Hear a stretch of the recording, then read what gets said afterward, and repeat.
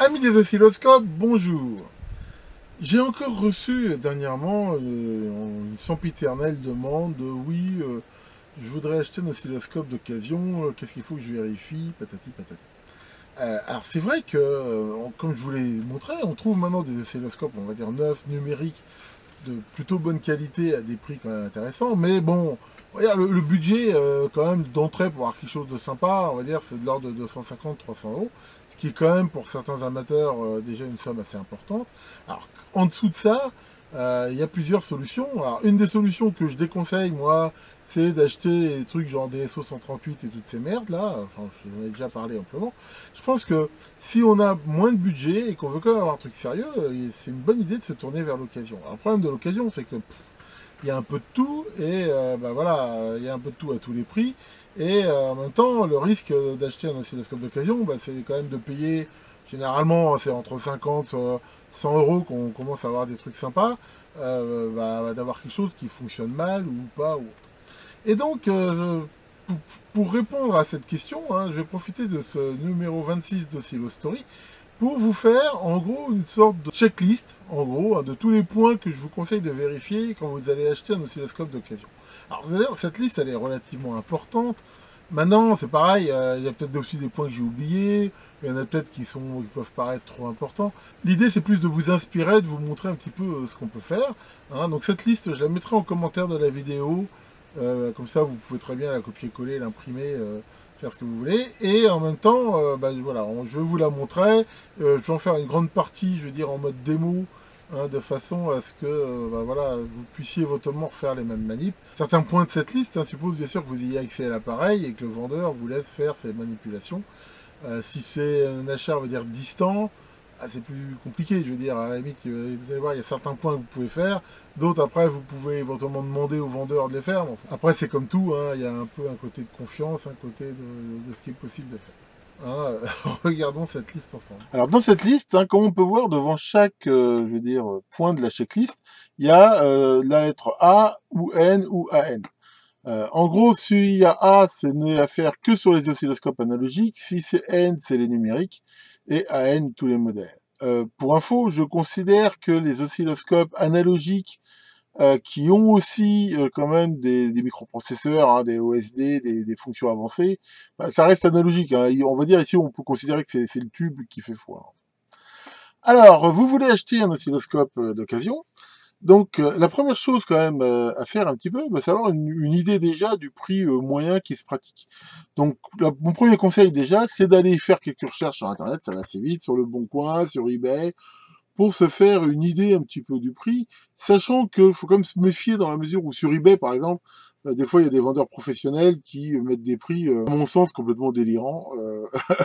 Mais ça donne quand même une idée, hein, déjà de voir un peu comment la personne qui vous vend l'appareil se positionne, et ça donne quand même un ordre de grandeur. La deuxième chose qui est super importante, c'est d'aller voir si il y a le manuel et surtout le manuel de service. Alors déjà, le vendeur qui vous vend l'appareil, est-ce qu'il fournit avec un manuel, alors soit sous forme papier, soit sous forme CD, ou il n'en fournit pas, et c'est généralement le cas sur les appareils d'occasion. Et donc, voilà, est-ce qu'on le trouve? Si vous parlez pas anglais, est-ce que vous le trouvez dans votre langue? Et l'idéal, le Graal, entre guillemets, hein, c'est de trouver le manuel de service.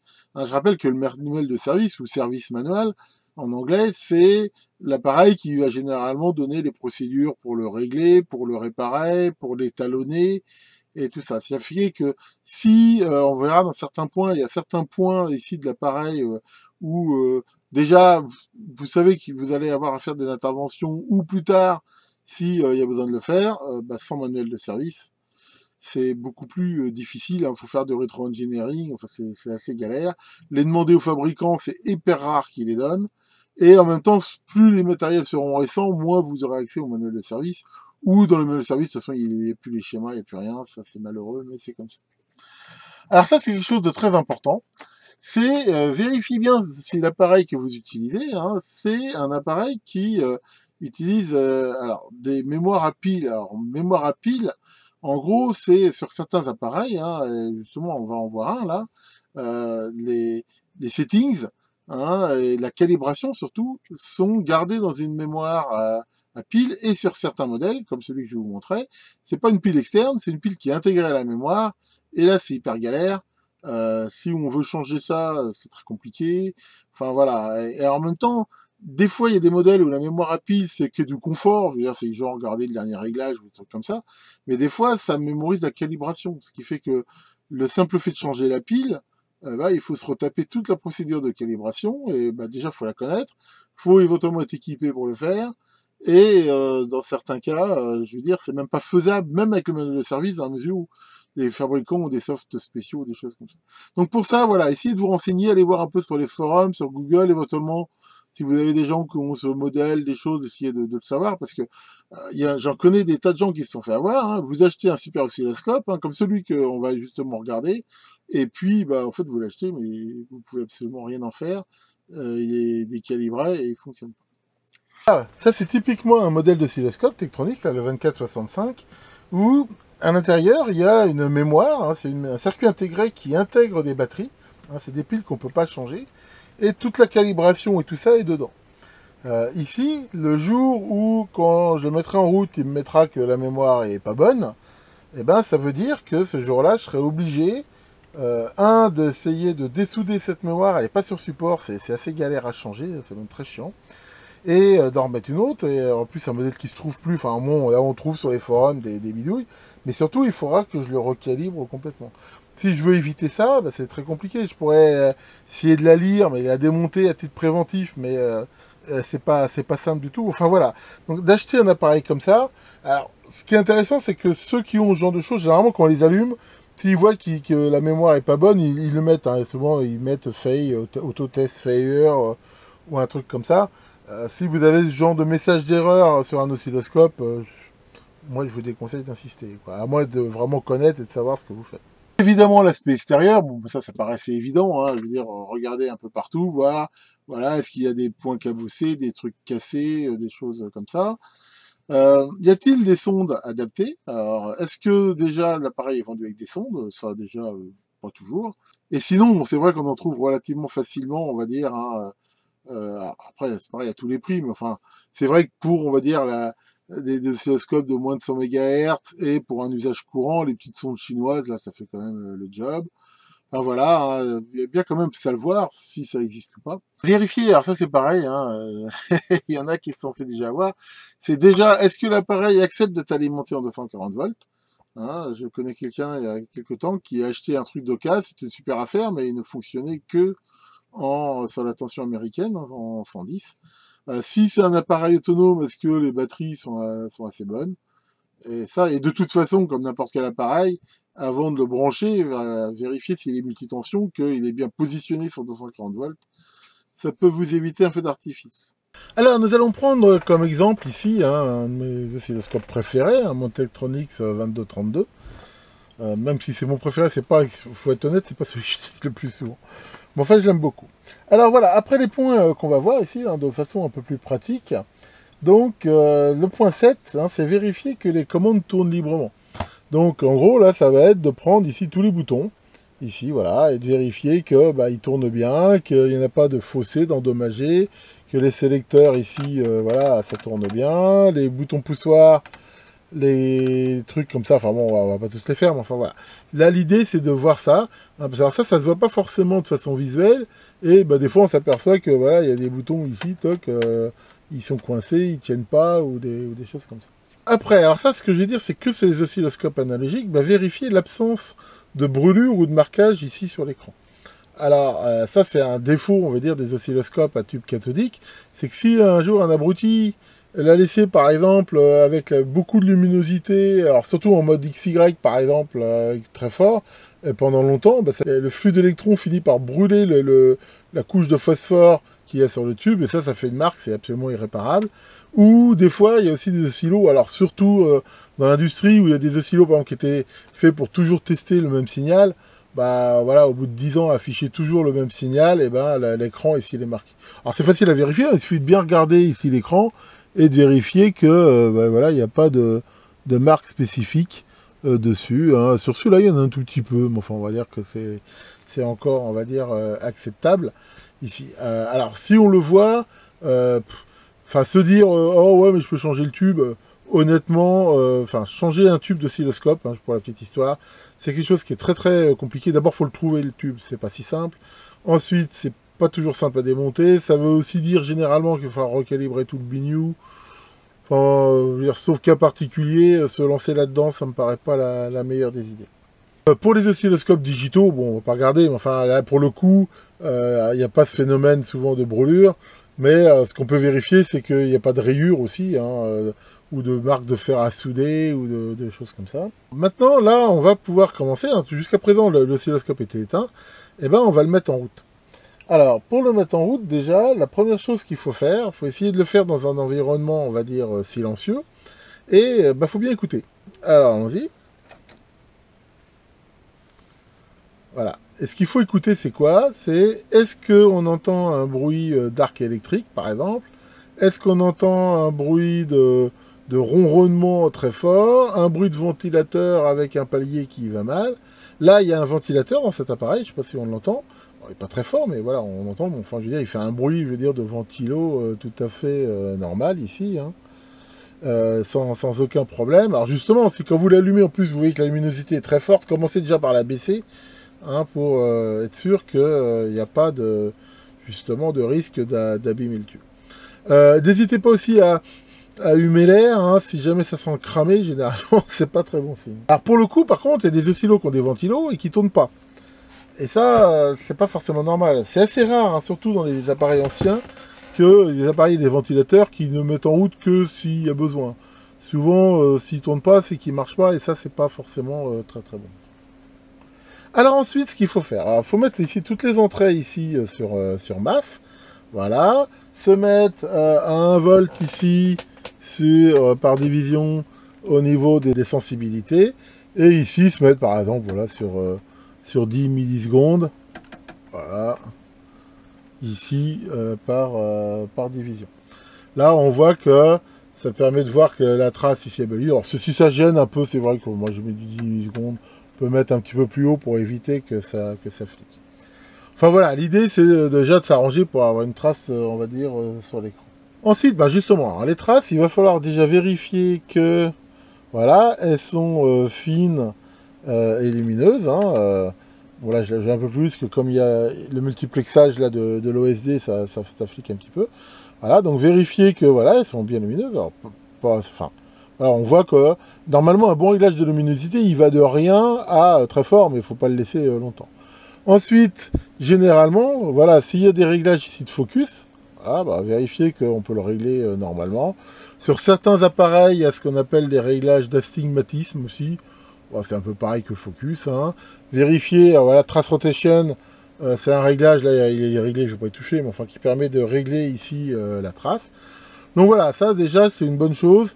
Là, de vérifier ça. Si par exemple la trace ici, on voit qu'elle est toujours floue, si elle commence à bouger, à être pas bonne, c'est pas très très bon signe. Ensuite, justement, on va vérifier les positions. Donc là, vous bougez ici les positions. Alors si vous êtes en voie multiple, là vous pouvez vous mettre voilà, en voie multiple ici. Et voilà, ici par exemple, vérifiez que les potentiomètres, vous voyez là, ils marchent bien, ils ne crachent pas. Des fois, sur des vieux oscillos, quand on fait ça, on voit la trace comme ça, elle bouge. C'est typique, ça s'appelle un potentiomètre qui crache. Alors des fois, ils n'ont pas été bougés depuis longtemps, là, il faut juste les manipuler un peu. Mais enfin, voilà, donc ça, il y a ces positions ici, et généralement, il y a aussi les mêmes, hein, la position ici horizontale. Voilà. Bon, déjà, là, le fait que là, ça réponde bien, c'est quand même déjà une bonne chose. S'il y a un OSD, est-ce qu'il est fonctionnaire? Alors, c'est quoi l'OSD? Ça veut dire On-Screen Display, c'est ce qu'on voit ici, hein, là, les indications sur le système, sachant que l'on-screen display, le readout, là, c'est pas du tout obligatoire. Voilà, on peut ici le couper, ou voilà, ici le mettre. Bon, ça c'est comme on veut.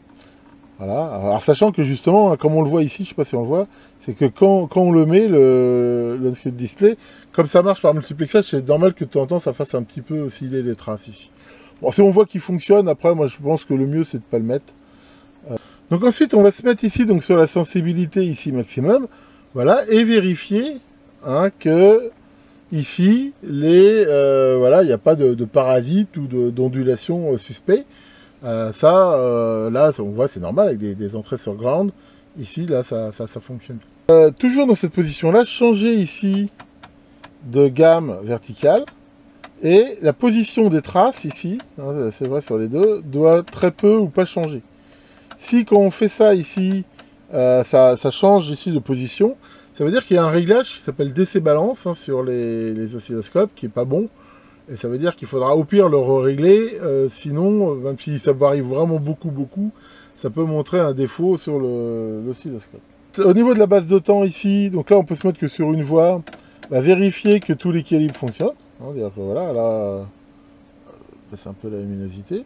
Voilà, là on voit que ça du plus lent ici, hein, ici au plus rapide. Voilà, hein, qu'il n'y a pas des positions où la base de temps s'arrête. Bon, à la fin, là c'est toujours normal qu'il faut monter un petit peu l'intensité pour à la trace quand ça va très vite. Hein. Mais voilà, donc là on voit que la base de temps ici fonctionne bien. Ensuite, on peut se mettre en couplage DC ici sur les entrées. Alors, on peut le faire l'une après l'autre ou sur les deux, hein, c'est pas très gênant. Hein. Et après, voilà, soit en direct, soit avec les sondes si on a les sondes. L'idéal, là, c'est de les mettre ici sur l'entrée de calibration, hein, truc tout à fait classique. Voilà, là, je mets les deux. Et vérifier qu'on a ici, voilà, un signal ici cohérent. Donc là, j'ai rien parce que je suis mal réglé à ce niveau-là. Voilà. Attention, hein, quand on se met comme ça, de bien se mettre ici. Hein, je rappelle que là, il y a des verniers, hein, les modes cal ici, de les mettre ici. Alors là, déjà, on voit quelque chose qui n'est pas forcément top.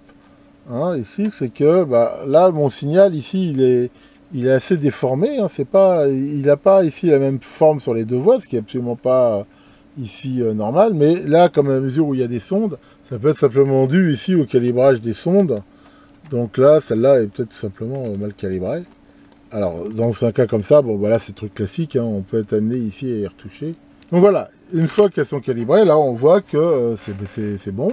On voit que les deux voies ont à peu près la même voie. On voit aussi que l'oscilloscope se synchronise bien. Hein, donc déjà que ça fonctionne, c'est quand même plutôt très bon signe.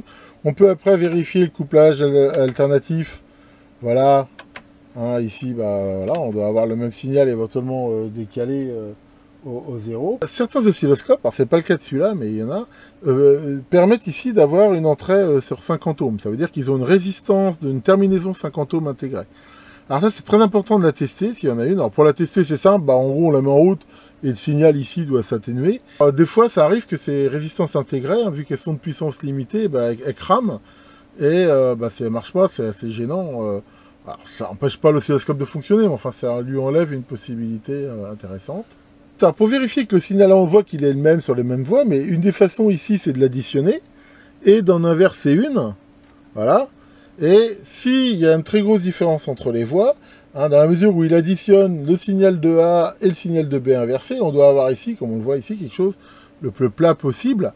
Donc là, il y a une toute petite différence, il y en a toujours un petit peu, mais enfin, voilà, ça prouve que, je veux dire, ces fonctions-là fonctionnent bien et que les deux voies sont à peu près calibrées de la même façon. Justement, les verniers ici, voilà, normalement, on peut vérifier qu'ils fonctionnent bien. Voilà, c'est le cas ici. Et on voit par contre qu'ils crachotent un petit peu. Hein, voilà, on voit justement qu'on les bouge. Donc ça, voilà, c'est quelque chose d'assez fréquent. Alors, c'est comme c'est aussi des commandes qu'on utilise assez peu. Souvent, voilà, il suffit de les manipuler un peu et on voit que là déjà ça va beaucoup mieux. Ici et là. Donc voilà pour ici les verniers. Hop. Et il y en a généralement bien sûr un aussi ici, comme on peut le voir, sur la base de temps. Voilà, on voit que ça fonctionne bien. Alors dans certains cas, il y a ce qu'on appelle des magnifieurs aussi. C'est quoi les magnifieurs? C'est des boutons qui s'appellent par exemple x5, x10. On l'a ici des fois sur des bases de temps, des choses comme ça. Voilà, faut juste appuyer dessus, vérifier que ça fonctionne. Ce qu'on peut faire, ça c'est pour vérifier la base de temps. On va voir ici une astuce. Donc ici, on peut se mettre comme source de synchronisation le secteur. Hein, tous les oscilloscopes généralement permettent de faire ça. Donc là, bien sûr, c'est désynchronisé. Mais maintenant, si on touche ici avec le doigt une des sondes, hein, comme on le voit ici, et que bien sûr on baisse, hein, donc là, voilà. Voilà, ici on peut, dans un cas comme ça, à la limite on va mettre que la voie concernée. Voilà. Dans un cas comme ça, ce qu'on peut déjà vérifier, c'est que l'affichage doit être stable. Hein. Là, j'ai mis mon doigt ici sur la sonde tout bêtement pour faire le corps fait antenne. Donc le fait que déjà ça soit stable, ça veut dire que la synchronisation en ligne marche. Mais surtout, ici, si on est bien calibré, comme on peut le voir, on peut voir que la période ici est de 1, 2, 3, 4 carreaux. 4 carreaux x 5, 4 x 5, 20. Et la période est bien de 20 millisecondes. Et ça, déjà, ça montre que la base de temps, au moins sur ce calibre-là, elle est plutôt bien réglée, quoi. Voilà, on peut déjà ici faire déjà un certain test. Donc ça, on va dire, c'est la méthode du pauvre, hein, sans aucun générateur, pour vérifier que la base de temps horizontale est quand même relativement fiable. Ensuite, ce qui peut être intéressant de tester, c'est la synchro extérieure. Pour faire ça, hein, il y a plusieurs façons de le faire, mais la plus simple, hein, surtout si on a les sondes, c'est de remettre ici le signal de calibration, voilà, et de changer ici, de mettre la sonde sur l'entrée extérieure de synchro, voilà, et de se remettre aussi la deuxième sonde sur le calibrateur, et de choisir synchronisation extérieure, et ici, bah voilà, vérifier que la synchronisation marche bien, et là, voilà, là on voit qu'il se synchronise bien d'ici. D'ailleurs, si on débranche ici l'entrée extérieure, on voit qu'on n'a plus de synchro. Alors c'est prévu, hein, je ferai une vidéo sur les synchronisations extérieures. Enfin voilà, ça c'est le meilleur moyen ici de tester qu'elle fonctionne. Si en plus on a la chance d'avoir un générateur calibré, on peut bien sûr tester aussi la base de temps sur tous les calibres. Hein, mais sinon, enfin généralement là déjà, c'est plutôt bon signe si on a fait ces tests-là. S'il y a une double base de temps, on peut bien sûr aussi la tester. Donc voilà, par exemple, là, je teste rapidement que la double base de temps fonctionne. Pour l'étalonnage ici en tension, l'idée c'est quoi? C'est de vérifier que la voie ici, l'amplificateur est bien étalonné. Donc là, l'idée c'est de se mettre en position ici DC, hein, voilà, de se mettre par exemple, on peut se mettre comme ça, et de se mettre sur 1 volt ici par carreau. Attention, si vous avez une sonde x10, il faut se mettre sur 0,1 ici, enfin là on le voit ici en x10, et bah, de mettre ici une tension continue connue. Voilà, par exemple là je vais mettre en route mon alim et mettre du 5 volts. Voilà, et on vérifie que ici, bah, en comptant le nombre de carreaux, hein, ici on voit bien qu'on a 1, 2, 3, 4, 5 carreaux, que ici c'est bon. Donc s'il y a un trop gros décalage, c'est pas bon. Alors si on n'a pas une source, bien sûr, de tension ici connue, bah, le plus simple dans ce cas-là, c'est de mesurer, je sais pas, n'importe quoi, une pile par exemple, et de comparer bien sûr avec un multimètre. Donc voilà, faire ça sur les deux voies, bon là je le fais que sur une, mais enfin vous le faites sur l'autre, c'est pareil. Hein, donc ça va permettre ici quand même de vérifier qu'il est relativement bien calibré ici en tension. Bon après sur les oscilloscopes numériques, hein, on peut bien sûr tester un certain nombre de choses, tester rapidement toutes les fonctions de mesure, voir si c'est assez calibré. Enfin bon voilà, ça c'est pas... je veux dire, forcément indispensable. De toute façon, après, sur les numériques, ce qu'il faut voir, c'est que souvent, je veux dire, c'est comme c'est du soft, si ça marche, ça marche, hein, c'est plus un petit peu plus binaire. Si on a après des options genre, voilà, analyseur logique, choses comme ça, bah, là, on peut être amené à les tester quand même à part. Hein. Alors bien sûr, ça va prendre bien sûr un petit peu plus de temps. Alors un truc qui est intéressant, c'est que dans les menus Utilities, ici, hein, on voit éventuellement des informations au système. On peut éventuellement voir si le système est à jour. On peut voir leur système. Sur certains modèles aussi, il y a des fonctions d'autotest. Hein, ça peut être intéressant. On peut aller regarder éventuellement certains modèles historiques, voir les pannes qu'il y a eu. Il y a aussi des fois la possibilité de pouvoir tester justement les pixels. Hein, il met des images toutes rouges, vertes. Après, ça dépend ici hein, des constructeurs. Et après, alors bien sûr, si vous avez besoin, vous pouvez éventuellement tester les prises USB, les connecteurs, les choses comme ça. Ça arrive que ça fonctionne pas, mais enfin bon. C'est quand même déjà quelque chose de plus rare. Bon, et ben voilà pour la vidéo d'aujourd'hui sur les... Maurice? Qu'est-ce que tu veux, Maurice? Enfin, qu'est-ce qui t'arrive? Qu'est-ce qui se passe? Qu'est-ce que tu veux me dire? Qu'est-ce que tu veux me dire? Qu'est-ce que tu fais? Mais qu'est-ce que tu fais avec cette guitare? Mais... Qu'est-ce que c'est que ça? T'as ressorti ma vieille guitare? Qu'est-ce que tu veux que je foute avec ça? Que je te joue de la guitare? Enfin, tu sais, ça fait combien de temps que j'ai pas joué de guitare? Je jouais dans un groupe, mais c'était il y a très très longtemps, je sais même plus jouer moi. Quoi, tu veux mon succès préféré? Porno rock, en plus? Bon, Allez, je vous fais juste le début, mais c'est bien parce que c'est tout. Je vous préviens, ça va pas être beau. Et si vous avez des enfants, couchez-les. Mon père est dans le lit, ma mère y est aussi. Ma soeur fait la putain et moi je brûle le chien, c'est porno rock. Hey hey hey, c'est porno rock. Ouais, si vous l'entendez, sûr vous allez vous branler. Voilà. Hein, ouais, oui, le groupe ça s'appelait Saturation et la devise c'était on joue mal mais on joue fort. On comprend pourquoi. Allez, à bientôt Maurice, t'es content? Ouais, allez, et à bientôt pour de nouvelles vidéos.